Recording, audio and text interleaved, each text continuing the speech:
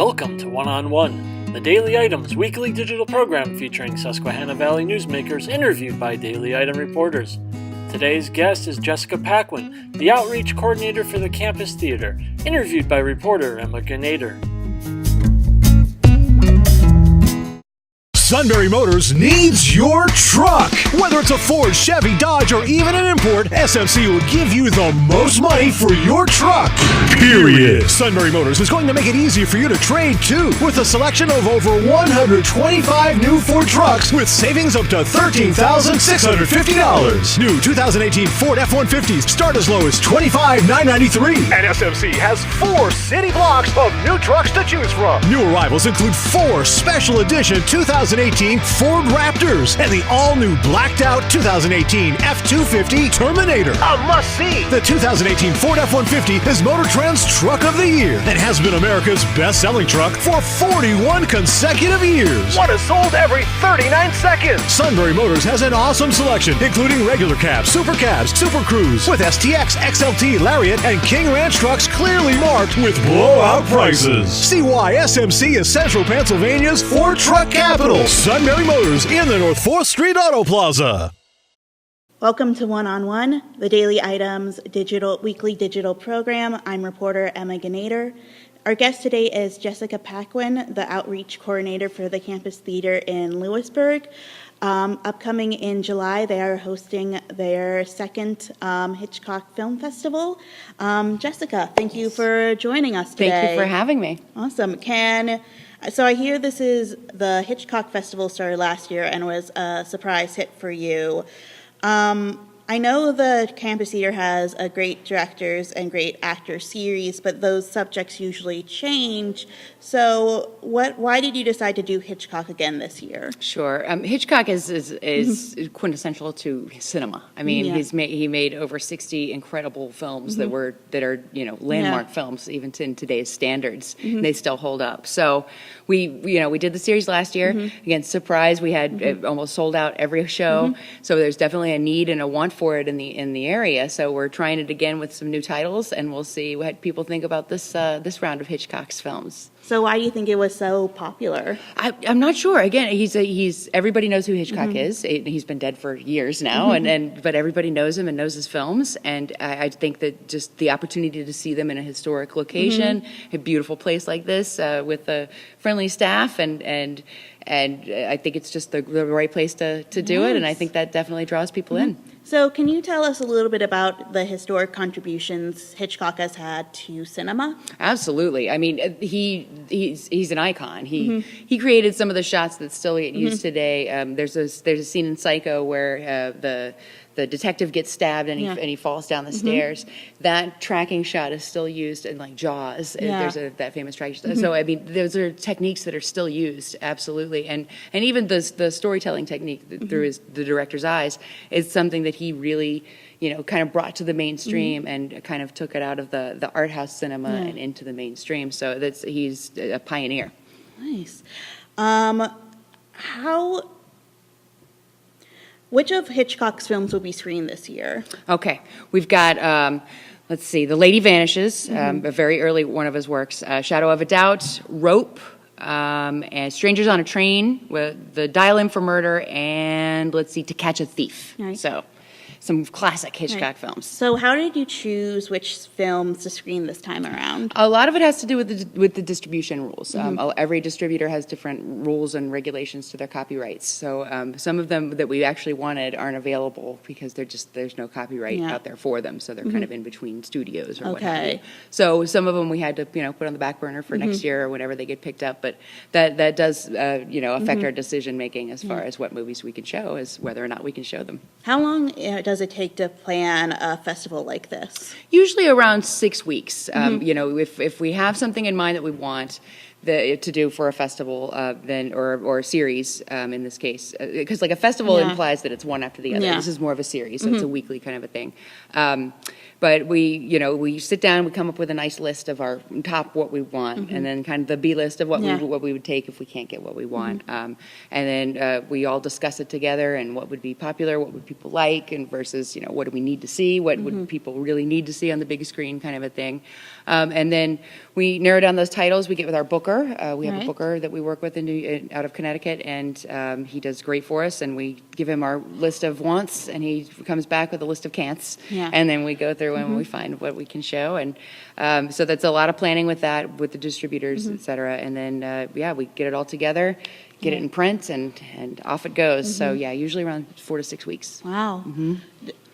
Do you have to do any restoration for the films before they are screened, or how do you make sure the systems are compatible with them? Sure. Well, some of the distributors offer it in certain formats, and we are very fortunate because we can show all three formats. We can show Blu-ray, DVD, we can show DCP, digital cinema projection, and we can also show 35 millimeter. So depending on the distributor and how they, if they're like, look, we'll let you show this movie, but it has to be through the historical archives, then sometimes we do have to do some prep work. And we have a technical director named Andy Seal who's incredible with the old film stock, and he can clean it and recut it together and make it look, super great. And he's been well trained, white glove treatment on the historic archives. But most of these are going to be Blu-ray, which it looks fantastic on the screen, and it sounds great, and so there's no problem with it whatsoever. But it depends on the distributor for sure. Nice.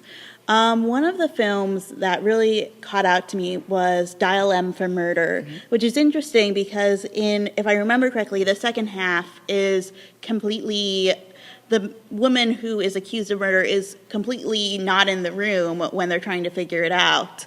So it's just interesting, and it brings up something that is currently going on in the cinema world, in regards to women. Hitchcock had a reputation for being a misogynist. Scholars have critiqued his female characters as being either vixens that need to be controlled, or lacking, or figures that lacked agency. And then there's also the fact that Tippi Hedren, the actress from Birds, went on record to say that Hitchcock sexually assaulted and manipulated her. In the era of Me Too, do you think it's possible to reconcile Hitchcock's historical influence on film history with his behavior? If so, how can we discuss Hitchcock's influence without whitewashing his behavior? Sure. Having a dialogue about it is really the only way to be able to. You can't go back and change what's already been done. I mean, he made these movies, and they are what they are, and yes, there's a lot of damsels in distress and a lot of vixens who need to be tamed, and times were different then, and I think it says something to history. It's like ignoring the topic of slavery because it's an uncomfortable topic. But having an open dialogue about about women in film and what it means then and what it means now is the best way to do it. And to look at that as this is the way it used to be, but it's not that way anymore. And then move on and try and do better from now on in the film industry. So how do we open up that dialogue? Exactly like we're doing. I mean, seriously, if you look back at these movies and you watch it and you say, wow, that's a very strange portrayal of a woman, think about the time and think about the era and, have that discussion about why was it different then? What was the housewife, then versus now? What is the single parent? How do women? We're just so different now than we were then. There's different expectations from us and for us. So the dialogue happens because of great movies like this. Because things were different, and we can look back and say, wow, I'm glad things aren't like that anymore. Or man, can't believe it's still like that. We need to change it. That's a really good point, and that brings me to my next question is. One trend I've noticed is like the editing and re-looking back at history and putting back in marginalized people into cinema history. For example, the increasing focus on Lois Weber, one of the first female directors, Star Wars, the classic film Star Wars having a more diverse set of heroes, Get Out being about both kind of subverting and commenting on horror film conventions and tropes, and then Ocean's 8 and and Ghostbusters being remade with all-female cast. And I was just wondering, why do you think this trend is happening now? And what do you make about the pushback to these changes? I think it's exactly what we were talking about. It's looking at the past and seeing what we've done there and saying, you know what, this isn't right. Let's try this with women. You know, let's get a woman director in here and try this. And like a great example is Wonder Woman, and the director of that was a woman, and I don't think it would have been the same if it wouldn't have been a woman. So look, I think that I don't think there should be any pushback, but of course there will be. Anytime you try to change anything, there's pushback. But I think that having older films and historic nature films of this nature and showing people what it used to be and what it can be, it's a great thing. And I think that hey, let's try and do Ocean's 8 with Ocean's 11 with all a female cast. Why not? And it worked with The Odd Couple. Let's give it a shot. So I'm all for it, and I hope the trend continues. Honestly. Right. And female directors have been around for a long time, but to have one finally, nominated for an Academy Award was just like, I can't believe it took so long. So it's just one of those things. We see where we were, see where we need to be, and let's try and get there. Nice. Thank you so much. We'll be right back with more one-on-one. Sunbury Motors needs your truck. Whether it's a Ford, Chevy, Dodge, or even an import, SMC will give you the most money for your truck. Period. Sunbury Motors is going to make it easy for you to trade too, with a selection of over 125 new Ford trucks with savings up to $13,650. New 2018 Ford F-150s start as low as $25,993. And SMC has 4 city blocks of new trucks to choose from. New arrivals include 4 special edition 2018 Ford Raptors and the all-new blacked-out 2018 F-250 Terminator. A must-see! The 2018 Ford F-150 is Motor Trend's Truck of the Year and has been America's best-selling truck for 41 consecutive years. One is sold every 39 seconds. Sunbury Motors has an awesome selection, including regular cabs, super cabs, Super Cruise, with STX, XLT, Lariat, and King Ranch trucks clearly marked with blowout prices. See why SMC is Central Pennsylvania's Ford Truck Capital. Sunbury Motors in the North 4th Street Auto Plaza. Welcome back to One-on-One. I'm here with Jessica Paquin, the Outreach Director for the Campus Theater in Lewisburg. Jessica, right before break, we were talking about the importance of Wonder Woman and having female directors. And one question I wanted to ask you is, with the success of Wonder Woman and Black Panther, there's been a lot of conversations about representation and what qualifies as good representation and how those stories should be told. What do you think qualifies as good representation? Just a diverse mix, really. I mean, I think that there's, in any part in a movie that it can probably be put in an Asian actress or a black actor. It doesn't have to be so. It doesn't have to be so. No. I had in mind this was Gwyneth Paltrow. You know what I mean? It's expanding their point of view a little bit and casting a little differently. That's all it takes. Is really just one part that it's like, you know what? Let's try Samuel L. Jackson in this and see what it's like. And again, then magic happens and it's amazing. And I'm sorry, there was a second part of the question that I. What qualifies as good representation, and how can we get kind of people who represented not only in front of camera but behind camera? Sure, yeah. Well, Hollywood's a very incestual place. You start out, if you grow up in Hollywood and live in Hollywood and that's what you do with your life, then it's fairly easy for you because you're just in that, that's just where you are. Yeah. And unfortunately, through the years, this just hasn't been a place with much diversity in it, So I think that having people trying to get into the industry, it's a hard thing to do, but I think that keep trying, go to school for it, and get out there and get in the business, man. Because I hear once you're in, you can't get out. And I've been making movies now for 10 years, so it's it is tough to get out of. Yeah. But no one should be, regardless of race, creed, color, sex, gender. It doesn't matter. Everyone should be trying to get a piece of that apple pie in Hollywood. So I say go for it. Nice. What other special series and events do you have planned for the summer at the campus theater? Yeah, absolutely. We actually have a course program that's going on Monday afternoons at 2 o'clock. It's Clint Eastwood movies. It's a course that Bucknell is teaching. And those are open to the public, which is cool. They're free and open to the public. But another great thing we're doing is the family film series, the summer family film series. This is our 5th year doing it. We show free family-friendly movies to everyone at 2 o'clock on Tuesday afternoons. It's great. It's crowded. It's fun. It's packed. It's kids. It's just laughter. And I just love this place being full of kids. And it's really, really great. So. And what family films are you doing this year? Oh, my gosh. We've got such good ones. Charlotte's Web is today. We've got The Secret of Nim coming, which is one of my childhood favorites.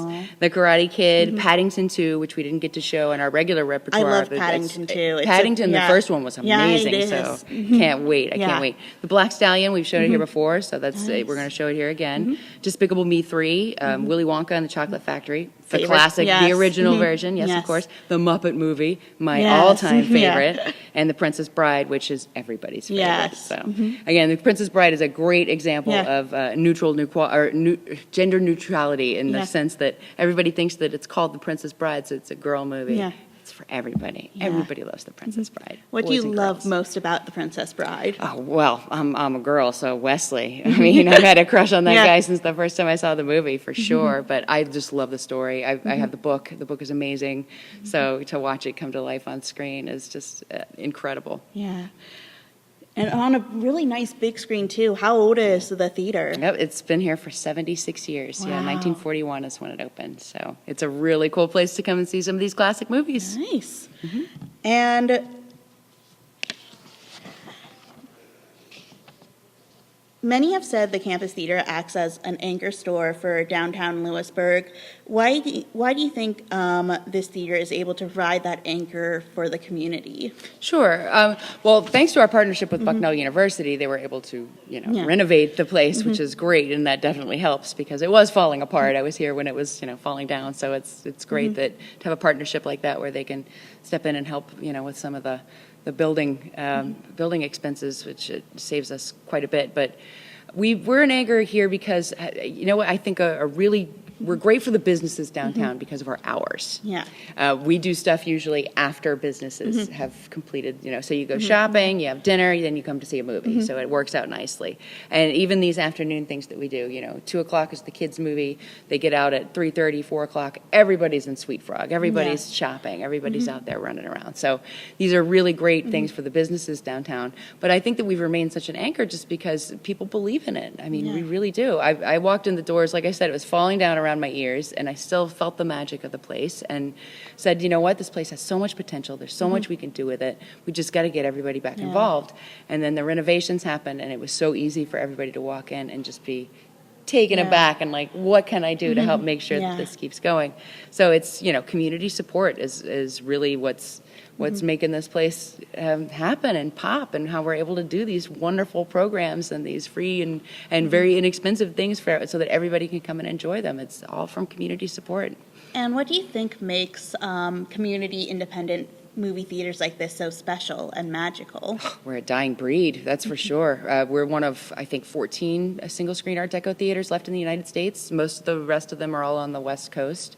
The same designer that designed this, the architect Sepowitz, he did 11 other theaters in the area, and they're all closed now except for ours and one other one. So it's having a place like this is an absolute it's a rarity. It's a gem. It really is. And people who go to other theaters and go to the multiplex, go to the mall, check it out, and then come here, and then you'll see why we're still here and we're thriving and doing so well. And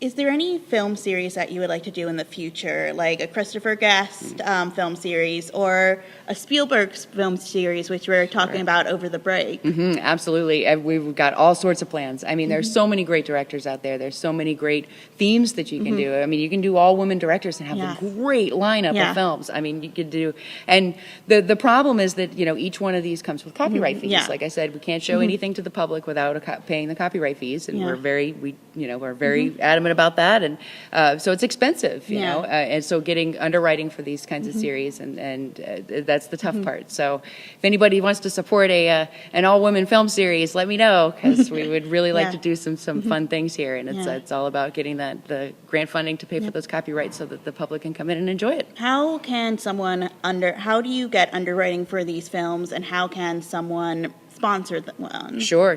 Well, we get grant funding for the summer film series from the Woodcock Foundation for the Appreciation of the Arts and the Hudak Capital Group. They give us the funding to pay the copyrights, help us with staffing, that sort of stuff, which is fantastic. We wouldn't be able to do it without them, that's for sure.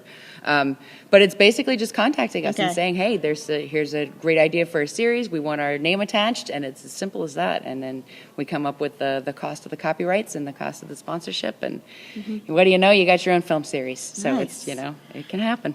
And now, can you tell me a little bit about your partnership with both Geisinger and Bucknell? Sure. Geisinger does. They do our open caption screenings every Saturday afternoon at 5. We show an open caption screenings for people with hearing difficulties. So we have the words on the screen while the action's going on, and Geisinger sponsors that, so they pay for the staffing and the copyright for that particular screening, which is fantastic. And then Bucknell, they own the building. Yeah. So, for lack of a better term, they're our landlord. They take care of the building and make sure that everything's, safe and up and up to code in here. And then we can concentrate on programming and staffing and making sure that everything's on the up and up out there. So it's an absolutely incredible partnership that we have with them. Right. One final question. What was your favorite film to watch here? And can you tell us, people, how they can attend the Hitchcock Film Festival? Sure. And the Family Film Festival? Yeah, probably my favorite one was we showed Pee-wee's Big Adventure here on the big screen. And I saw Pee-wee's Big Adventure when I was very little. And so to watch it in here with a whole new group of kids was amazing. Of course, I was the only one laughing at some of the jokes because it's a little over their heads, but that's okay. It was just really fun to share that kind of, I remember how I felt when I saw this, and now they're seeing it too. So the kids' movies I really love. I love to come in and watch it with them. But Pee-wee's Big Adventure was by far my favorite. You should do a special Christmas showing of the Pee-wee. The Pee-wee Christmas special is the best. It's and the original Pee-wee's Playhouse special that they did on HBO is amazing as well. I'm a huge Pee-wee fan. I know it's really weird, but no, I watch it every Christmas with my friend Walker. So some people are like, "Ooh, was there a second part to that question that I missed?" Can you tell people? Can you tell the audience how they can attend the Hitchcock Film Festival, the Family Film Festival? Details on that, yes. I mean, series, not absolutely, festival. yes. Yeah. The Hitchcock film series, it's taking place starting in July. Our first title is July the 10th, with The Lady Vanishes. It's going to be $5 general admission because we weren't able to get the underwriting, but then it's free for our members because our members help pay for everything in here. We couldn't do it without them. So the doors open at 6:30. Movie starts right at 7 o'clock. We're hoping to have some introductions by one of our resident professors that hang out here, so they can do a little introduction of things to look for in the film, and some topics to think about while you watch the movie. We like you to learn something too when you come in here. And then the summer film series is every Tuesday afternoon at 2 o'clock. Doors open at 1:30. If you got a big family, get here early because they fill up really fast. Nice. Well, thank you so much. Absolutely. Is there anything else you would like to add before we close out? Emma, I love having you and the Daily Item in here anytime you can. I absolutely love it. And, come check us out if you haven't already. Awesome. Well, thank you so much. That's it for today's edition of One-on-One. Thanks to our guest, Jessica, and to all of you for watching. Thank you for watching One-on-One. We hope you will join us this coming Thursday at noon for a new installment.